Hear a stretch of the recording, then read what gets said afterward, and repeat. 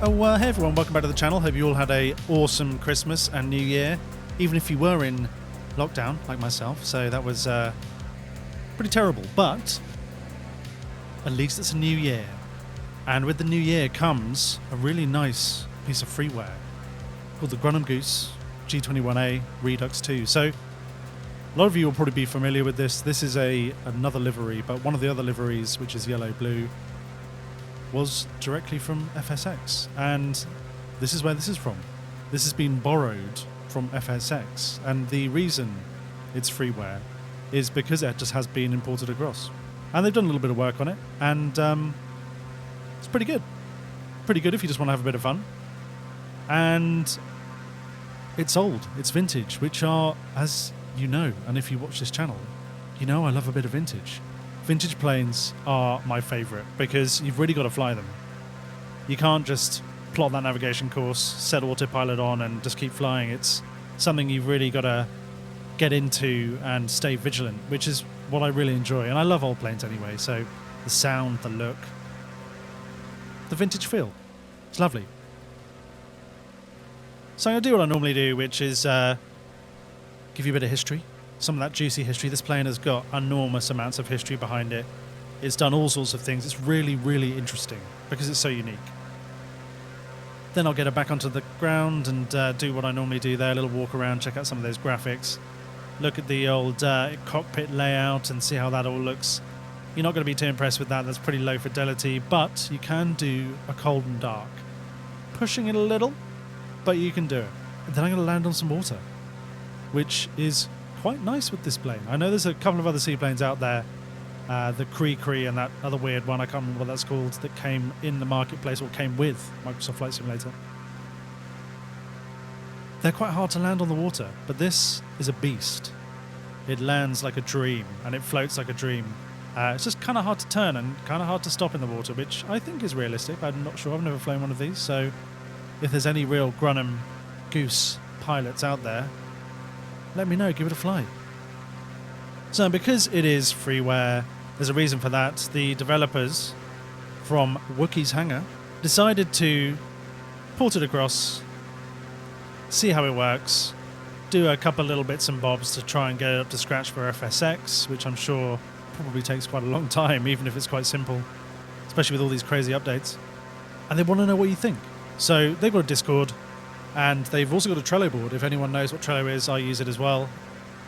Very useful for tracking projects and putting up bugs and assigning points and all that kind of stuff, and burn down charts if you're anything to do with products. Everyone's going to know what that means. Otherwise, get onto their Discord or all that Trello and post whatever you want, unless it's rude. But this is what it's for. They're putting out an MVP. They want to see what you think and how they can improve it. Obviously, there's some glaring improvements that can be made. That's already going to be known. But I guess they're talking about nuances. So any of you that are from New York or the US or anywhere in the world, you're probably going to be familiar with Long Island. That's where we're at the moment. And this is where our history starts, because this plane's got a really interesting story. So it started off with a bunch of billionaires that were living on Long Island. And they were probably brainstorming over some really, really expensive whiskey or wine or both, I suppose. If you're really rich, you can probably drink both at the same time. They were wondering, how do we get into New York and make even more money on the stock exchange without having to drive like all the normal people?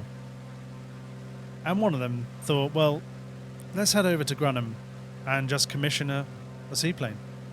I mean, I wish I'd thought of that before I started commuting an hour and a half into London, but you know, I've got a Ford Mondeo. What am I going to do about it? So, pretty interesting story that you get to just commission a plane with, I guess, a dedicated team, a good pot of money, and it was developed really, really quickly. It only took about a year from that first idea, that first meeting, to a prototype flight, and that was 1937. So, between 1936 and 1937, this plane was developed and built, and that prototype was out by May 29, 1937, and that's pretty impressive. Now, I don't know what the development costs were. I can imagine they were pretty high, like with all original aircraft at prototype stage. But for a later version of this, I'm talking about a military version called the JRF-6B, In those days, that would have cost $62,000, which today, that's an equivalent of about $780,000, $800,000 nowadays. So, yeah, not a cheap plane, but still a lot cheaper than some of those fighter planes out there and some of those larger aircraft that go into the millions upon millions. So there is a lot of history about this. I'm going to make it relatively brief and just pick out some of the little nuggets. So, as always with all these aircraft, if they're good and they have some nice little capabilities like this does, it's a rugged plane, you can pretty much fly it anywhere, fly through pretty bad weather conditions, which it has done. It's all metal apart from some fabric flaps. The structure is really, really strong, and it can land pretty much anywhere apart from, you know, a really terrible strip. It could probably land on grass. I'm assuming this is an asphalt and calm waters, but with that aspect, you can pretty much go anywhere you like. So that's why the US Navy and the US Army Air Corps thought, hey, this is a pretty good deal. Let's acquire a couple of these, and they did so. And of course, this was the run-up to the war. It was 1937. Nazi Germany had already made it very clear that they were going to take over the world. And then, of course, every air force and navy in the world wanted a slice of this pie. And it pretty much included everyone on the Allied side. So, I mean, there's a long list. Starting from Argentina. Argentine Naval Aviation. They had 6 aircraft between 1947 and 1966. Granted, after the war, but there was probably a lot of surplus. Australia, Royal Australian Air Force, 6 in the Mediterranean. So I'm assuming that was used during the war. Correct me if I'm wrong, put it in the comments. Bolivia, Brazil, Canada had loads of them, clearly because they've got a lot of water. Cuba, France, Honduras, Japan after the war. Japan had quite a few of them in their maritime self-defense force. Paraguay, Peru, Portugal, Sweden, and of course the United Kingdom, who had quite a lot lent or leased from the United States because they were our big brother and they had loads and loads of things. They gave us loads of planes. Thank you very much, the US. And we named it the Goose because there's a pretty interesting naming convention that the Royal Air Force use with certain types of planes. You either call them after where it's from, like the Lancaster or the Whitley, or you call it the Firefly, the Goose, the Tornado, the Typhoon. You see what I mean?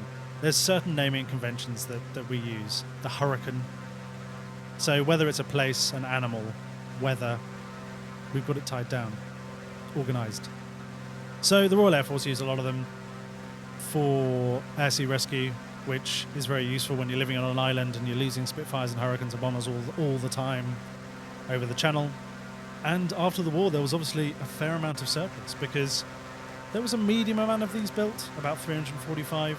That makes them relatively rare, but that's still a higher number than some of the other vintage aircraft that we've seen in Microsoft Flight Simulator. So afterwards, they were put into commercial use in locations like Alaska and the Caribbean and areas with an absolute ton of water. And out of that 345 that were built, nowadays there are 30 or so that are known to still be flying or airworthy. Well, I guess you have to be airworthy to fly. And around 60 in total examples that are in museums. Quite a lot of them in the US actually, and there's 2 also near New York. So if you're in New York and you're not locked down to absolute buggery, go and see it. Now there is a reason why there's only 60 left, and you may be thinking, well, that's just because they're really old, and that is partially correct, but also a load of them crashed. Like a load of them. And there's some quite notable, interesting stories behind why they crashed and where they crashed and what the circumstances were. And so, clearly because this was a wartime aircraft, a maritime aircraft, if something goes wrong and you're over the sea, or you get shot down and you're in a remote place, it's not good. So a lot of these planes had engine failures, which is what you would get with old aircraft that are being operated over their time limits. And some of the notable crashes were not found for years and years and years because they were just so remote. And one of them was in Alaska, Fish and Wildlife Agents. And that crashed in bad weather into a hillside. but it wasn't found. So that crashed in 1958, but it wasn't found until 1979. So that's a long time. And it's found by hikers. And there's still so many aircraft out there that haven't been found in remote places, especially like Alaska and Canada. Another one, French Navy crashed, and it killed a very notable admiral called Pierre Ponchadier. And check it out on Wikipedia. There's loads of these crashes. So pretty interesting. A lot of them were never found. So let's do what we normally do. Get down on the ground, do a little walk around, check it out, look at those graphics. You're not going to be that impressed if you're a Coronado fan, but this is just for fun and it's free, remember. I'll do a little cold and dark and take you through some of the stats and do a little rotation and then do a little water landing. Easy. Right, I'm just floating off Long Island, and I'll just take you through what I think about some of these visuals. So I don't think it looks too bad, to be honest, for a bit of freeware. I think it's pretty good. Detail's nice. It's pretty much up to point. I mean, there's some weird little, you know, image wrapping things around here, and when you move this rudder, you can see some weird little bits and bobs. It's certainly not Coronado level stuff, but you know, what are you expecting? It's free. These things are only going to improve, and in my mind, this looks pretty good. It's got a nice little bit of weathering to it. It even has a water line. So on some of the other liveries, you can see that quite obviously. It's kind of a green water line. So pretty cool, really. Apart from that, I think it looks pretty good. I mean, the only thing we're missing, obviously, is any type of water animation, which would be really nice. A bit of wake, some kind of foaminess splashing around the side there. That would be a nice little addition. But that's up to Microsoft Flight Simulator to get that done. Inside, not as good. So this is kind of reminiscent of a game a while ago, like FSX. And obviously that's where it came from. So this has just been ported straight across. It works just about if you want to do a cold and dark, and that's what we're going to do. Pretty much everything else doesn't work. The radio's not really. Most of the lights come on if you need to. I've noticed that when I land, all lights come on and all that kind of stuff. So that's good. Up here is pretty basic. Not a whole lot going on in terms of you know, high fidelity, but that's not what that's for. It's a bit weird when you're trying to jump around this cockpit with the visuals, and sometimes you've got to be on this side here so you can look up at all of this and look at your gauges. But apart from that, it's pretty good, and you'll see it's actually really difficult to get back. So, finally made it. So it's got everything you'd expect from a vintage plane. No mapping and no nav, obviously, from a digital perspective, just a manual version, your beacon version, but everything's pretty self-explanatory. Flaps, airspeed, artificial horizon, your navigation to beacon, left and rights, clock, that's good, and your altimeter and your airspeed, vertical airspeed, I'm sorry, and it climbs pretty well at about 120 mph, about 2,000 feet a minute, so you're going to be good to go. And then we've got our landing gear lights and advisory lights as well, or your master warning. And then we've got our ABS, which is our altitude above sea level, I think.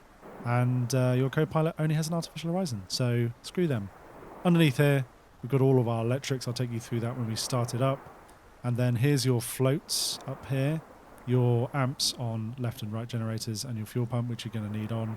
Your flaps, your there you go, there's your RPM. Let's push that all the way up because we're going to need that all the way up anyway. So let's use my Hoitus. And your throttle here. A little bit like or exactly the same as a Caravan. And you've really got to zoom in to see these. Here's your starter, but you're going to be able to be on the right-hand co-pilot seat to do that so you can see it properly. And your magnetos, which you want to set to both. And all the other stuff you'd expect for each engine. Your manifold pressure, your RPM, your engine temperature, and your oil and fuel. So for both, all good. And to start it up, wow, made it to the other side, cool. Okay, so pretty basic really. Battery, alternator, fuel boost, pitot heat, don't need that. De-ice doesn't work. Avionics, lights, everything else that you need. I'm not sure what's behind there. And now we've got our lovely ambient vintage light on, which is always very nice. Got to make sure that our fuel pump is on. That was on anyway. That's good. And our generators are on, showing no amps. Interesting. So that should show that. Here's all our fuel stuff. None of this works, but this does, so you've got to get these on as well. That's your fuel, left and right tanks. Here's your trim down here. This takes an age to trim, and it's a little bit buggy, so you've just got to fly it, I'm afraid. And sometimes it trims when you're in third person, sometimes it trims when you're inside the cockpit. Kind of a bit weird, but, you know, work in progress. So nice movement, a little bit jaggedy again. All good, enough to fly. So first things first, let's get that mixture super rich all the way up. Let's get a little bit of throttle, about 20% or so. If you put the throttle all the way down, the engines tend to stop. I think that's a bug, obviously. And you'll have to be in the co-pilot seat to really get an angle on your ignition. So let's get all these on to both. Come on, all the way. Oh, set to both, good. And here's your starter switch. Now, this does kind of work sometimes, and sometimes it doesn't, so you might have to use a key command. And today, left and right, it ain't working. So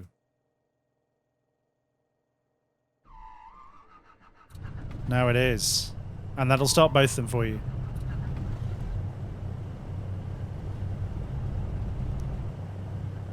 Really, really nice sound. So yeah, really juicy vintage sound there, which is just always lovely. Bit of weird play in here. This is obviously not quite perfected animation, but again, work in progress. Right, now she's all in all, I can put one level of flaps on, up to 30 degrees here.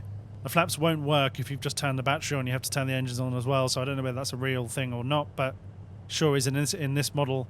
And let's get going.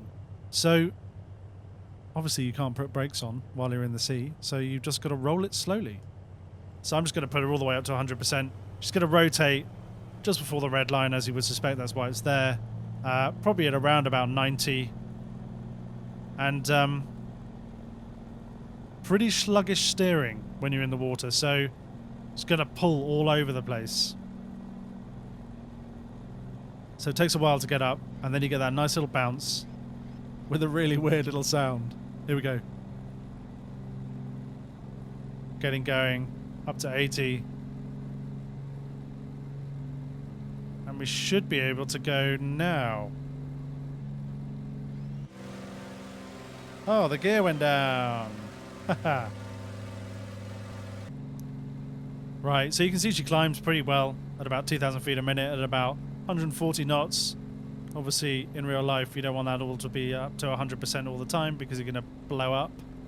But other than that, pretty good. Let's have a look at these wheels outside. So the wheels, pretty slow, got that really nice kind of old sound to it. Now, some of the older versions of this had a hand crank for the wheels, just by your seat, so scary. Anyway, I'm going to show you how the floats go in now. Wheels up first, of course, because one of the biggest and most numerous mistakes that float plane pilots make is leaving their gear down and then flipping their nose. And there is only a 50% survival rate on some of those float plane aircraft, so be careful.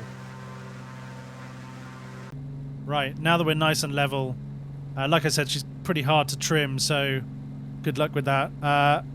Let's get these in. Oh, other side.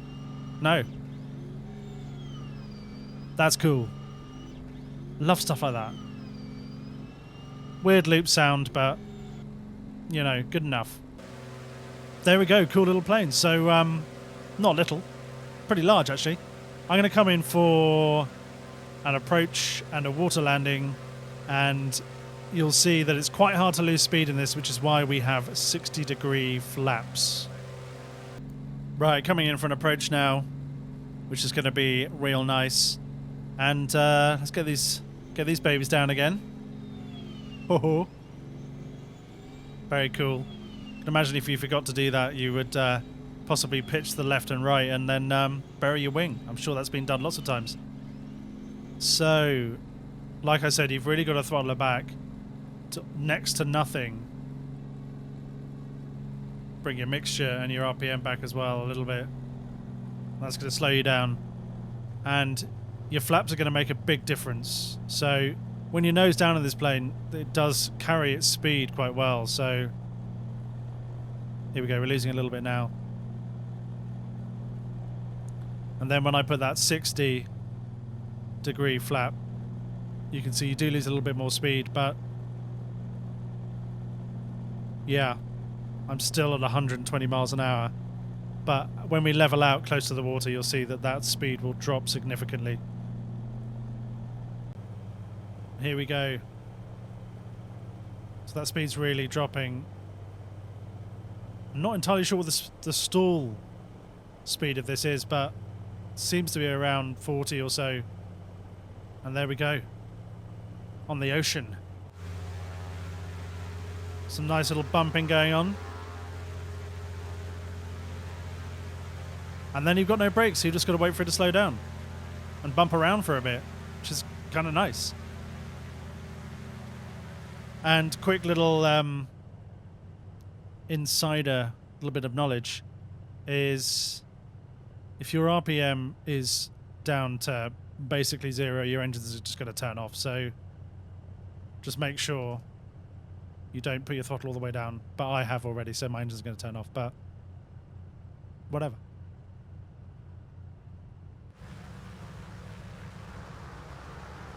And there we go. That's it for the day. I think it's a great little plane, and it's only going to improve.